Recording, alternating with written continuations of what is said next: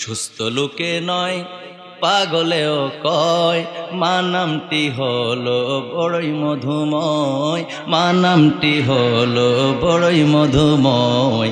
সুস্থ লোকে নয় পাগলেও কয় মা নামটি হলো বড়ই মধুময়, মা নামটি হলো বড়ই।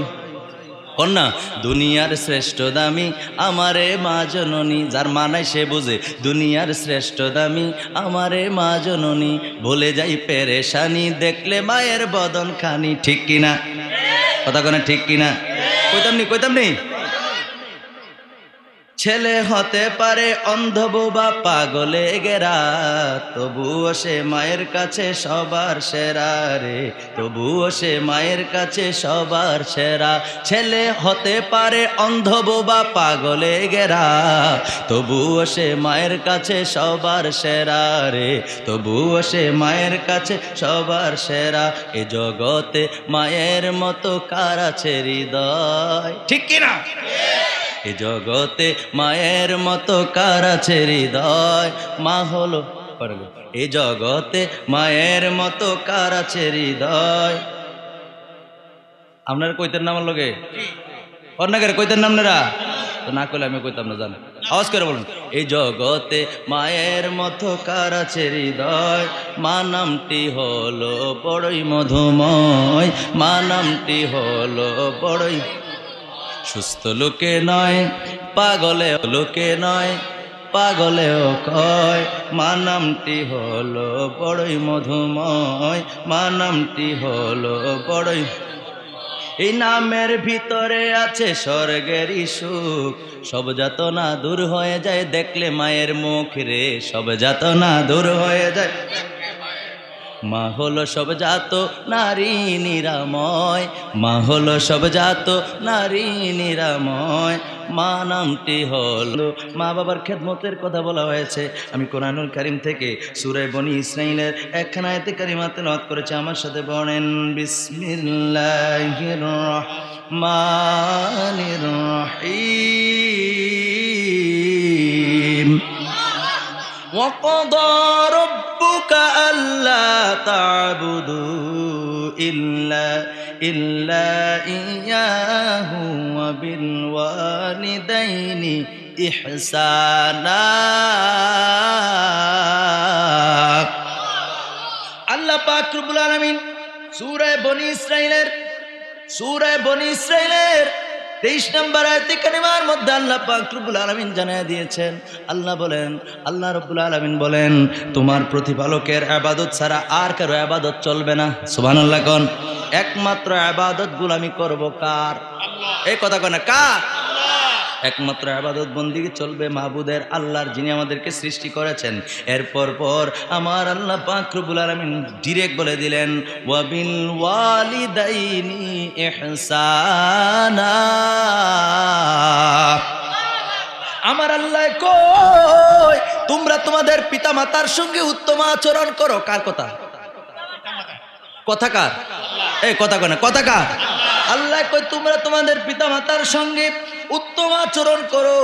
শুধু উত্তম আচরণ নয় বন্ধুরা, এরপরে আল্লাহ বলেন ইম্মা ইয়াবলুগান্না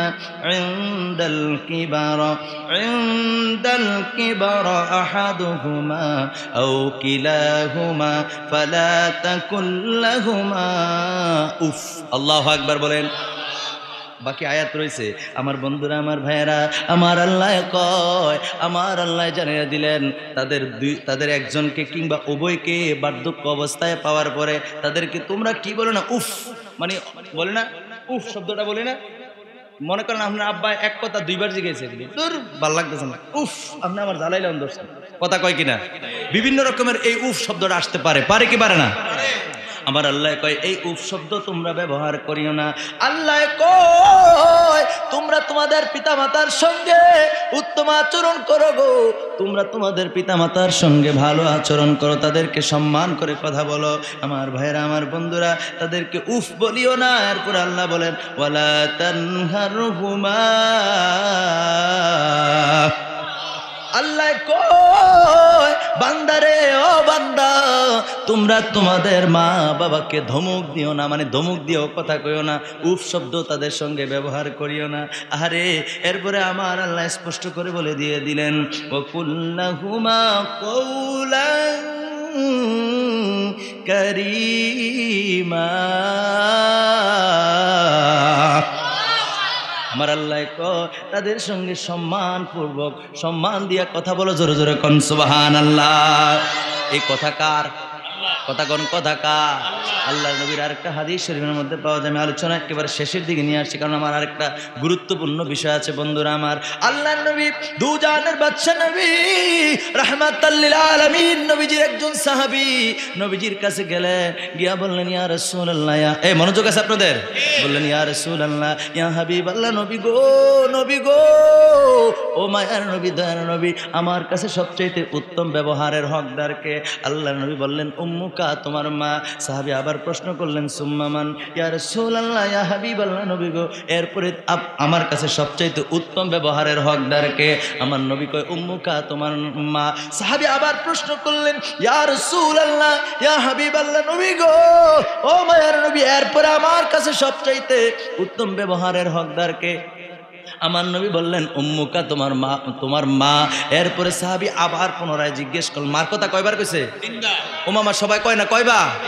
তিনবার বলছে। এরপরে নবীজির কাছে জিজ্ঞেস করলেন, ইয়া রাসূলুল্লাহ, ইয়া হাবিবাল্লাহ, নবী গো, নবী গো, নবী গো, এরপরে আমার কাছে সবচাইতে উত্তম ব্যবহারের হকদারকে? আমার নবী বললেন, আবুকা, তোমার পিতা। সুবহানাল্লাহ বলেন। তাহলে 100 নাম্বার, কয় নাম্বার?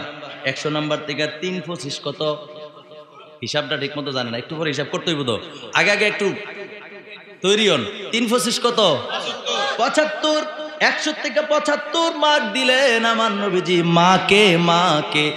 আর শেষের বার 4 নাম্বার যখন প্রশ্ন করেছেন, তখন আল্লাহ নবী বাবার কথা বলেছেন। তার মানে 100 থেকে 25% 25 নাম্বার দিছে বাবাকে, আর 75 নাম্বার দিছে মাকে। কথা কোন ঠিক কিনা? এ আমার ভাইরা, কেন জানেননি? কেন জানেননি? মা, মা, মা কারে কই? ও আমার ভাইরা রে, ও আমার বন্ধুরা রে, মা যখন 10 মাস 10 দিন গর্ভে ধারণ করছে, আরে এই এদিকে তাকান, 10 মাস 10 দিন গর্ভে ধারণ করছে, 10 মাস 10 দিন গর্ভে ধারণ করার সময় মার বমি হয়েছে, মা খাবার খাইতে পারে নাই, মা উঠতে পারে নাই, বসতে পারে নাই, কাজকর্ম করতে পারে নাই। যখন 7 মাস পার হয়ে গেছে গো, আপনি ফেডের ভিতরে মার একটু পর পর ফেডের মধ্যে লাথি দিছেন। কথা কন, যারা কথা কন তার মনে দিছে না, দিছেননি? এই জগতে মুফতি বলেন, মুহাদ্দিস বলেন, ডক্টর বলেন, ইঞ্জিনিয়ার বলেন, বিজ্ঞানী বলেন, আর যাই বলেন না কেন, এই পৃথিবীতে যত মানুষ আছে গো, সবাই কিন্তু মার পেট থেকে দুনিয়ায় আসছে। কথা কোন ঠিক কিনা? বাবা ছাড়া পৃথিবীতে 2 জন লোক আছে। বাবা ছাড়া কয়জন? কথা কনে কয়জন? একজন হলো আদম আলাইহিস সালামের মাও নাই, বাবাও নাই। ঈসা আলাইহিস সালামের বাবা নাই, কিন্তু মা আছে। সুবহানাল্লাহ কোন? মা যে আছে, মার গর্ভে ঈসা আলাইহিস সালাম কিন্তু 10 মাস 10 দিন ছিল না। ঈসা আলাইহিস সালাম মায়ের গর্ভে ছিল। কিতাবের মধ্যে এসেছে স্পষ্ট, ঈসা আলাইহিস সালাম মায়ের গর্ভে ছিল। 2টা riwayat আছে। এই কথাটা শিক্ষা যান। ঈসা আলাইহিস সালাম মায়ের গর্ভে ছিলেন 1 ঘন্টা কিংবা 1 দিন। সুবহানাল্লাহ কোন? 1 ঘন্টা কিংবা 1 দিন। তারপরে আমার আল্লাহ দুনিয়া ঈসা আলাইহিস সালাম রে পাঠায়া দিছে। খুশি হয়েছেন নি? আমার আল্লাহ পারেনি? পারে যে একটা নমুনা দিছে। বাপও লাগে না সন্তান পাঠাইতে, মার গর্ভে 10 মাস 10 দিনও রাহন লাগে না, আল্লাহ চাইলে 1 ঘন্টা পরে পাঠাইয়া দিতে পারে। সুবহানাল্লাহ বলেন। কেমন রব আমাদের! কেমন রব! একবার বলেন তো আল্লাহু আকবার, বলেন একবার সুবহানাল্লাহ, বলেন একবার মুহাব্বত করে আলহামদুলিল্লাহ। আমার বন্ধুরা, আমার ভাইয়েরা, এই মা দুঃখিনী 10 মাস 10 দিন গর্ভে ধারণ করার পরে আমার মা যেদিন দুনিয়ায়, আমি যখন দুনিয়ায় আসব, মায়ের ব্যথা উঠেছে। আর এই ব্যথার যন্ত্রণায় মা কাতরাচ্ছে, বিছনার মধ্যে গড়াগড়ি করতেছে। আপন জনদেরকে, সঙ্গের সাথীদেরকে ডেকে ডেকে বলছে, ও আমার সঙ্গের সাথীরা রে, আমার একটা ছুরি দাও, আমার একটা কাঁচি দাও, আমার কিছু একটা দাও, আমি আমার এই জীবন আর রাখবো না, এই জীবন আমি আর আর রাখবো না রে। এত কষ্ট বুঝি সন্তান প্রসব করা। মা দুঃখিনী, আজকেই না আপনি ডেলিভারি করানোর জন্য ডাক্তারের কাছে নিয়ে যান, আজকেই না আপনি সিজার করেন। ও ইমানদার বাইরা রে, এমন একটা সময় ছিল রে, ওই কবিরাজও ঠিক মতো ছিল না, আর বাড়িতে যেইভাবে ছিল ঘরের মধ্যে ওইভাবে আল্লাহ দুনিয়ায় পাঠাইছে। কথা কোন ঠিক কিনা?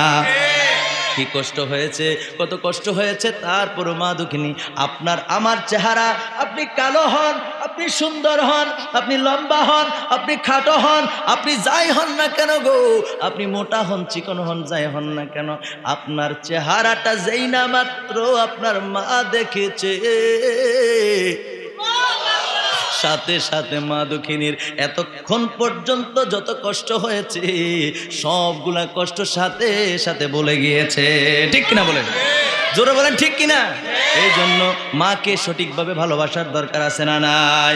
আমরা তো সুস্থ মানুষ, সুস্থ মানুষ নয়, যারা অসুস্থ পাগল তারাও কিন্তু মার কথা শুনলে যদি মার প্রতি ভালোবাসা থাকে তাহলে সেও একটু থমকায় দাঁড়ায়। কথা কোন ঠিক কিনা?